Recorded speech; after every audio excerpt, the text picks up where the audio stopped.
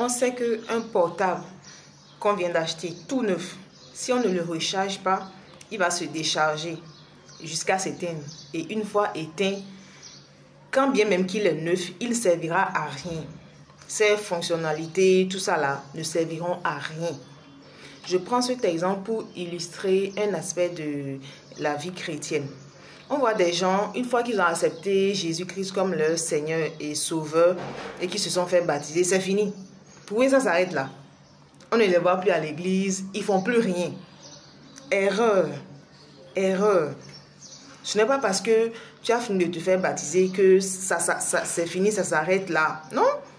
Si tu ne restes pas connecté, branché à Dieu, à la parole de Dieu, tu vas finir par ce portable-là qui sera déchargé et qui ne servira à rien.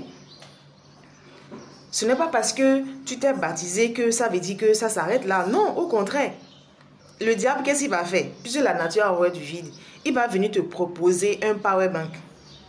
Or, on sait que le power bank là aussi a besoin d'être chargé et que des fois le power bank aussi se décharge. Donc, très souvent, les solutions que le diable te propose, ce sont des solutions passagères. C'est éphémère. Il va venir te leurrer, te blaguer avec ça. Et tu vas tomber dans son piège. Donc, entre être branché à un power bank et être branché directement à la source même, à la parole de Dieu, qu'est-ce qui est mieux? C'est mieux d'être branché directement à la source où tu sais que 24 heures sur 24, tu n'auras pas problème de oh, c'est déchargé, il y a coupure, tout ça là. Donc c'est important que tu lises et que tu médites souvent, chaque jour, quotidiennement, ta Bible. Comme ça, tu es sûr que tu es connecté à la parole de Dieu et tu éviteras de tomber dans les pièges.